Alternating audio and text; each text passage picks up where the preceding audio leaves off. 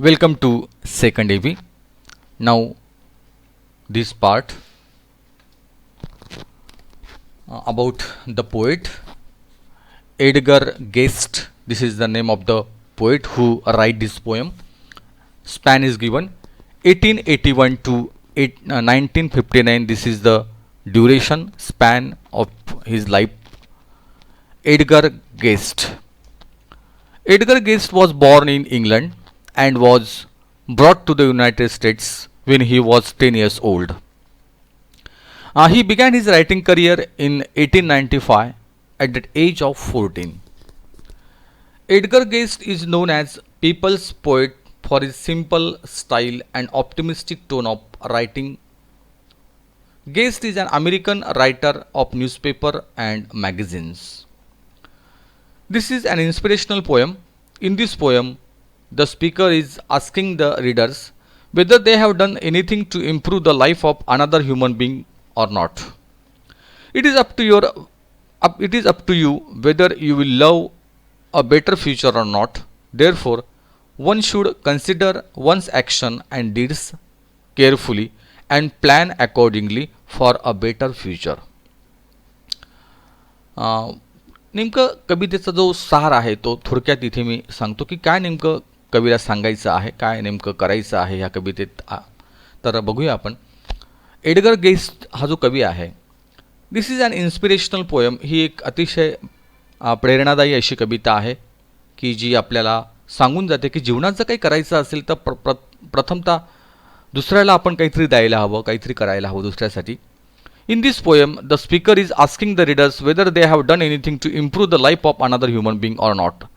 एखाद्या समोरच्या माणसाची जर आपण त्याच्या जीवनासाठी आपण जर काही चांगलं करत असू तर त्याच्या इतकं सुख कुठलंच नाही. मला आठवतं या ठिकाणी अनाडी एक चित्रपट जो आला होता राज कपूरचा, त्या चित्रपटात एक गाणं होतं. त्या गाण्याचे बोल अतिशय समर्पक होते, अतिशय सुंदर असे बोल होते. ते थोडंसं गाणं मी या ठिकाणी शेअर करतो. किसी की मुस्कुराहटों पे हो निसार, किसी का दर्द मिल सके तो ले उधार, किसी के वास्ते हो तेरे दिल में प्यार, जीना इसी का नाम है. किसी की मुस्कुराहटों पे हो निसार. किती सुंदर असं वाक्य की दुसऱ्यासाठी जर आपण जगत असू तर त्या जगण्यामध्ये एक वेगळी शान आहे, वेगळा आनंद आहे. आणि दुसऱ्याच्या सुखात जर आपण आपलं सुख मानत असू तर त्या ठिकाणी निश्चितच त्या ठिकाणी एक वेगळी अशी जीवनाची प्रतिमा जी असते, जीवनाचा एक आलेख असतो तो उंचावतो असं लेखक या ठिकाणी म्हणतो आहे. तर दुसऱ्याच्या आनंदासाठी आपण काही करतो का असं लेखकाला इथे सांगायचं आहे. It is up to you whether you will have a better future or not. आणि तुमचं चांगलं भविष्य जे आहे ते यावर अवलंबून असेल की तुम्ही कशा पद्धतीने समोरच्या माणसाशी वागता आहात, तुम्ही त्याला कशा पद्धतीने मदत करत आहात, तुम्ही त्याला कशा पद्धतीने त्याच्या प्रगतीमध्ये त्याला हातभार लावत आहात, त्याला कशी मदत करत आहात, यात खरं जीवन आहे. Therefore one should consider one's actions and deeds carefully. आणि म्हणून तो म्हणतो की आपण कुठलंही काम करताना, कुठलंही आपलं कर्तव्य करत असताना त्यात काळजी घेणं अतिशय आवश्यक आहे. And plan accordingly for a better future. आणि चांगलं भविष्य जर घडवायचं असेल तर दुसऱ्यांसाठी आपण काहीतरी करायला हवं, दुसऱ्यांसाठी आपण कामी यायला हवं. आणि दुसऱ्यांच्या आनंदामध्ये जर आपण त्या ठिकाणी आपला आनंद मांडला, दुसऱ्याला मदत केली, त्याच्या सुखदुःखात आपण सहभागी झालो तर निश्चितच जीवनातली बहार जी आहे ती आपण तिचा आनंद घेऊ शकतो.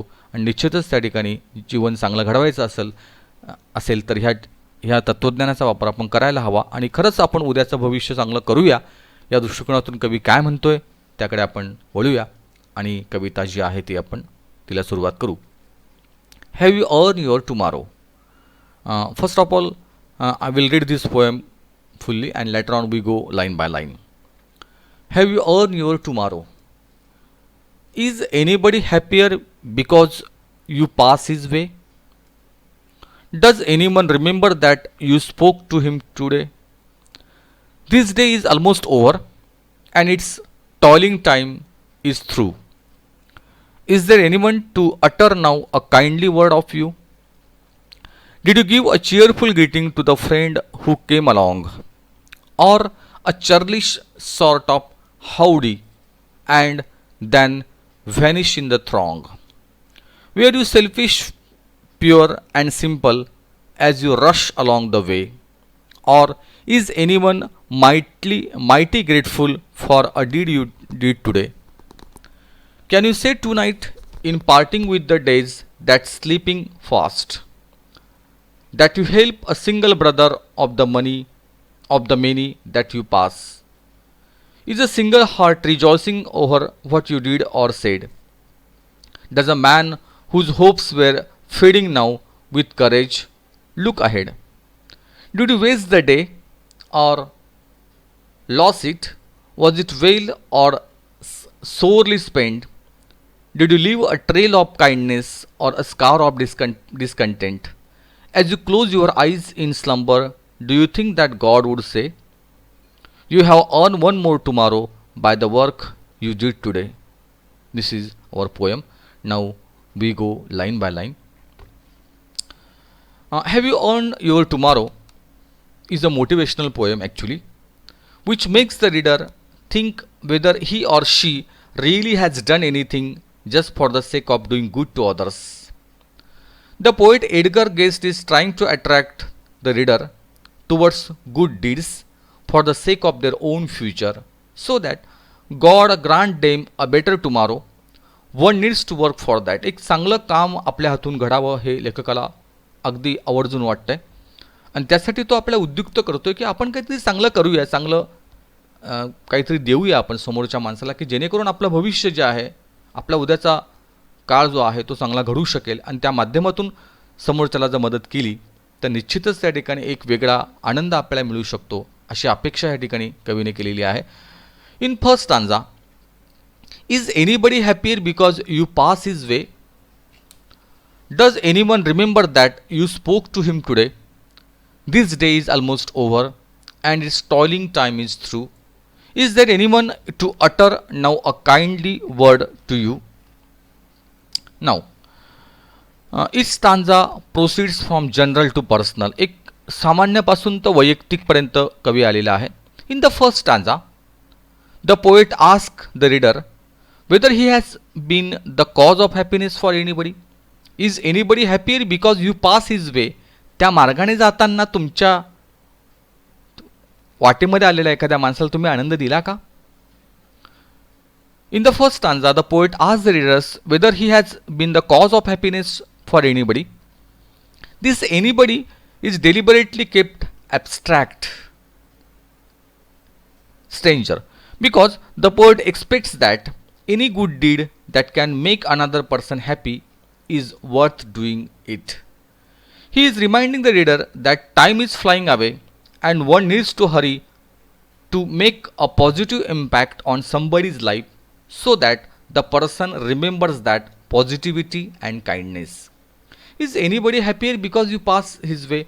ज्या माणसाच्या वाटेवर आपण चाललेले आहात, जो एखाद्या वाटेत माणूस आपल्याला भेटला आणि त्या माणसाला जर आपण आनंद देतोय, त्याला किती छान वाटेल. Does anyone remember that you spoke to him today? खरं एका त्या समोरच्या माणसाला आपल्या चांगुलपणाचा आठवण येत असेल तर किती छान असेल ते. Does anyone remember that you spoke to him today? आज तुम्ही त्याच्याशी इतके छान बोललेले आहात, ते त्याला आठवतंय का? दिस डे इज ऑलमोस्ट ओव्हर. बघा तो दिवस चालला आहे. And it's toiling time is through. Toiling time means time spent is in hard physical work. म्हणजे कष्ट केलेल्या जी वेळ आहे ती निघून चाललेली आहे. तर तुम्ही समोरच्या माणसाला किती आनंद देताय, त्याच्याशी किती चांगलं वागताय आपण. बघा दिवस चाललाय निघून, तर त्याच्याशी आपण चांगलं वागूया. Is there anyone to utter how a kindly now a kindly word of you? Utter means speak, बोलणे. Is there anyone to utter now a kindly word of you? तर तुमच्याबद्दल एखाद्या व्यक्ती तरी चांगली बोलते का? कदाचित तुम्ही जर त्याला आनंद दिला असेल समोरच्या व्यक्तीला, तुमच्या बोलण्यातून असेल, तुमच्या वागण्यातून असेल, तर निश्चितच ती व्यक्ती तुमच्याविषयी चांगलं तुम्हाला ॲप्रिशिएट करेल. आणि या बोलण्यातून तुम्ही समोरच्याला आनंदित केलेला आहे का? नसेल तर करा. आज ती वेळ आलेली आहे आणि त्या वेळेचा आपण त्या ठिकाणी सदुपयोग करूया, की जेणेकरून त्या ठिकाणी समोरच्या माणसाच्या चेहऱ्यावरचं जे हास्य आहे ते विलसलं पाहिजे, असं कवी म्हणतोय. In second stanza, in stanza number 2, did you give a cheerful greeting to the friend who came along, or a churlish sort of howdy? Howdy means